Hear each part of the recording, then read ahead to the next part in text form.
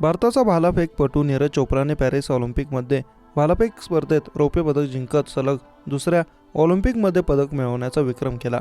त्यानंतर आज पंतप्रधान नरेंद्र मोदी यांनी त्यांच्याशी फोनवरून संवाद साधत या कामगिरीसाठी शुभेच्छा दिल्या।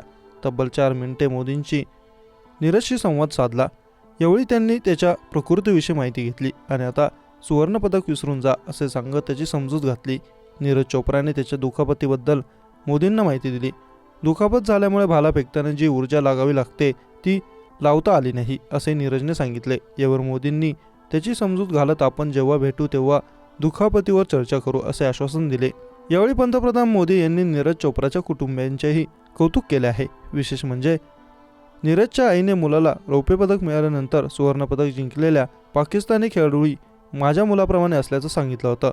पंतप्रधान मोदींनी याबाबत त्याच्या आईचं देखील स्तुती केली आहे। रौप्य पदक जिंकल्याबद्दल तुझे खूप खूप अभिनंदन। तू संपूर्ण देशाला पुन्हा एकदा गौरव प्राप्त करून दिलास। मी रात्री तुझा खेळ पाहत होतो। संबंध देश तुझ्याकडे नजर लावून होता। कोट्यवधी लोकांना तुझ्याकडून आशा होत्या असे पंतप्रधान मोदी म्हणाले। यावर नीरज चोप्रा उत्तर देताना म्हणाले की मला दुखापतीने त्रस्त केले, नाहीतर मी सुवर्ण नक्कीच जिंकले असते। दुखापतीमुळे मला भाला फेकताना जास्त ताकद लावता आली नाही। त्यावर पंतप्रधान मोदी लगेच म्हणाले की तुझ्या दुखापतीचे काय करायचे। यावर नीरजही हसत हसत म्हणाले की आता संघ आणि प्रशिक्षक एकत्र बसून त्यावर निकाल घेऊ। पंतप्रधान मोदी पुढे म्हणाले की यावेळीही तू चांगला खेळ दाखविलास, तसेच मागच्या वेळेसही तू प्रतिस्पर्धी खेळाडूशी प्रशंसा केली होतीस। त्यानंतर कालही तू म्हणालास की प्रतिस्पर्ध्यांकडून कडवी टक्कर मिळणार आहे।